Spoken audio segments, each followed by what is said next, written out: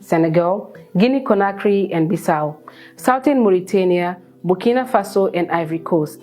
The empire was founded in 1235 AD by a Manden prince Sundiata Keita, also known as the Lion King. As the king of Manden, Sundiata did a great work in unifying all the small kingdoms into one big empire and defended the empire from many foreign aggressions, especially those coming from North Africa. However, it was during the reign of Mansa Musa Keita that Mali was known all over the world when news of its abundant riches reached far and beyond. Mansa Musa, a nephew of Sundiata Keita, ruled Mali from 1312 to 1337. He became king after King Abakari Keita abdicated from his throne in order to explore the world with more than 2,000 ships. He never returned back. In fact, many believe that the King Abakari Keita and his crew landed in Americas years before Columbus. Like most Malinke rulers, Mansa Musa was a Muslim, and during his reign, Musa made one of the most famous journeys in history by traveling with more than 60,000 entourage to Mecca. The Mali Empire was at the time known to be a center of both trade and education. It is in this empire that the first ever known human rights charters, the Manden Charter, also known as the Kurukan Fuga, was written. The Great Mali Empire declined as a result of many contributing factors, such as internal disputes over succession and external influences. Around the late 1800s, Mali fell under the control of the French, and by 1893, French control of the region became stronger to the extent that they renamed the territory French Sudan as part of the Federation of French West Africa. However, the French political domination was interrupted by the new generation of Malians, and by 1960, Mali became independent and Modibo Keita became its first president.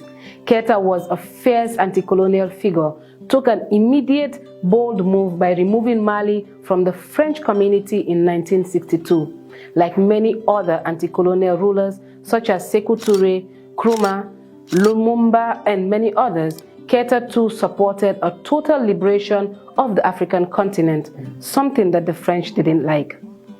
In November 1968, Lieutenant Moussa Traoré, who just died in September 2020, overthrew the Modibo Keita's regime and established a 14-member military committee for national liberation with Traoré as president.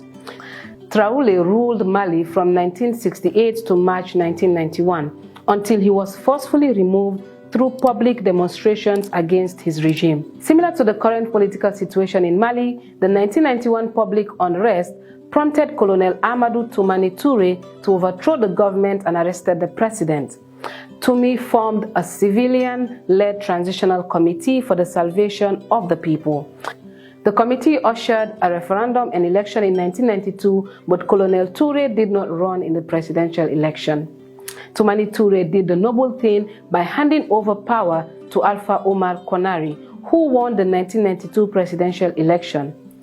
Konaré appointed Touré to the rank of general, but 10 years later, after leaving the army, Touré contested for presidency and won in 2002. He got re-elected again in 2007, but his supposed to be final term in office was interrupted by a military coup that forced him into exile.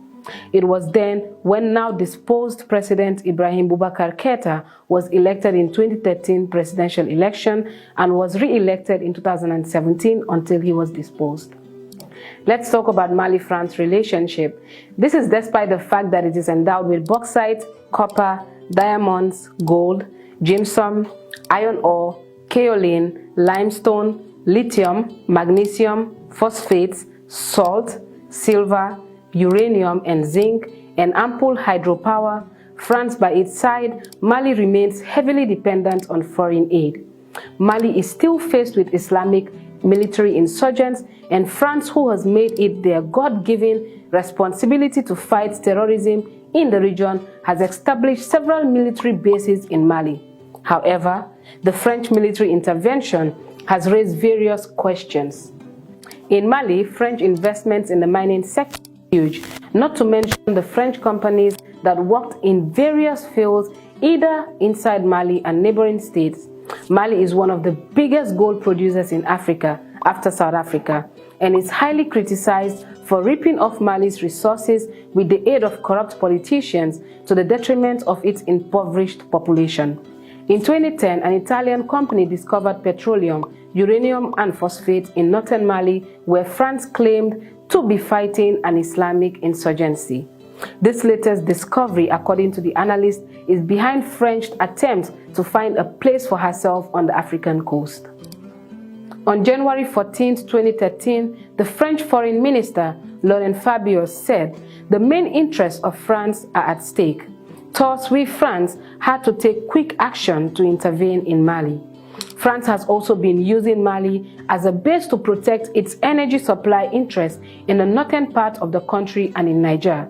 International energy estimations indicate that the North Mali Desert and east of Niger occupy the third rank as of processing the uranium reserves worldwide, and France has been without compunction shocking it off. 75% of France's needs for electricity comes from nuclear energy. Independent Africa has a long-standing history of coups. Sometimes, these unprecedented actions are influenced by external forces, especially by former colonial authorities, as a means of influencing the domestic politics in the continent, and France in Mali has been accused of continuously destabilizing embattled nations for its economic interest. Not only is France indicted in the assassination of multiple African leaders, but it is also equally notorious for pretending to condemn coups only to work with rebels who depose democratically elected leaders. This has recently anonymously fueled anti-France sentiments across the continent, with many asking, why can France not leave Africa?